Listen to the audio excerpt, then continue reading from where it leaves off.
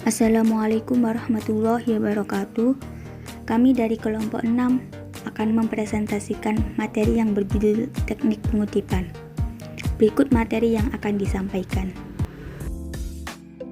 Baik, di sini saya akan menjelaskan tentang pengertian dari kutipan. Menurut Kamus Besar Bahasa Indonesia, kutipan adalah pengambil alihan satu kalimat atau lebih dari karya tulisan lain untuk tujuan ilustrasi atau memperkokoh argumen dalam tulisan sendiri. Bahan bacaan atau pustaka yang digunakan harus dapat dipertanggungjawabkan dalam kegiatan menulis ulang tersebut. Setelah kegiatan reproduksi, penulis akan mendapatkan gambaran terhadap bacaannya dan dapat memilih bahan bacaan yang digunakan dalam karya ilmiah sebagai rujukan. Pernyataan atau teori yang ditemukan dan diyakini oleh penulis dapat dikutip untuk mendukung pendapat penulis dalam penyusunan karya ilmiah. Kemudian fungsi dari kutipan. Fungsi dari kutipan adalah sebagai berikut.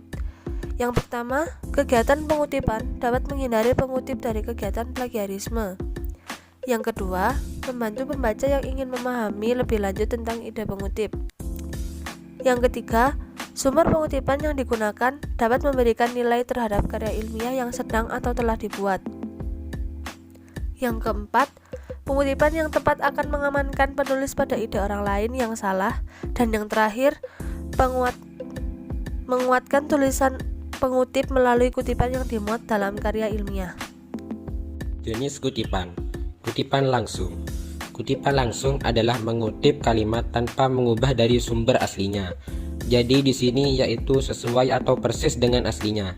Kutipan langsung terdiri dari dua, yaitu kutipan langsung panjang dan kutipan langsung pendek. Kutipan tidak langsung. Kutipan tidak langsung adalah suatu kutipan yang menyajikan gagasan orang lain dengan cara menyatakan kembali gagasan tersebut dengan kalimat atau gaya bahasa sendiri.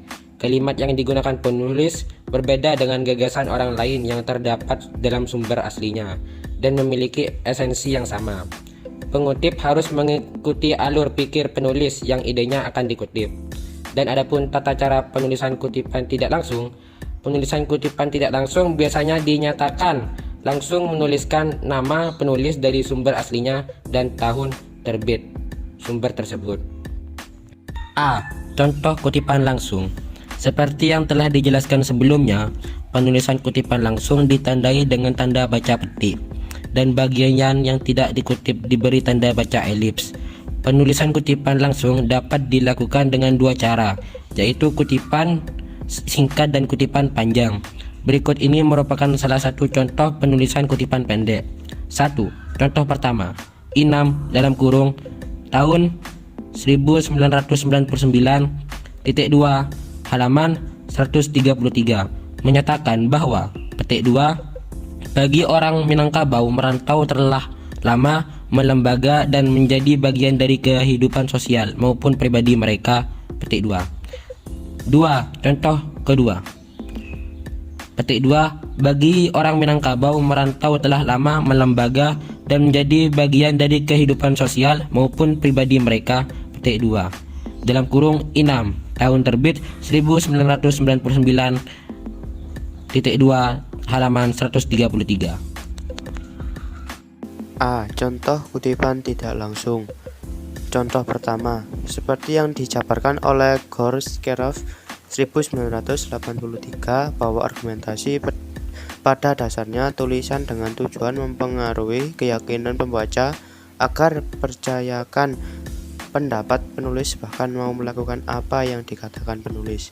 Contoh kedua, banyak definisi mengenai arti cinta menurut beberapa ahli. Menurut Subroto, mendefinisikan cinta merupakan suatu kehidupan. Menurutnya kehidupan terbentuk dimulai dengan bercinta.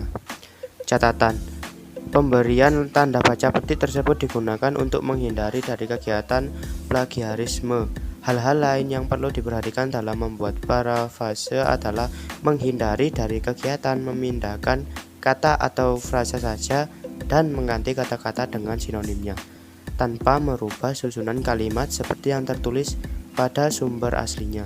Jika kedua hal yang perlu diperhatikan tersebut dilakukan, maka tulisan yang dibuat kembali dapat disebut dengan kegiatan plagiarisme. Demikian presentasi yang dapat kami sampaikan. Kurang lebihnya, kami dari kelompok 6 mohon maaf yang sebesar-besarnya. Wassalamualaikum warahmatullahi wabarakatuh.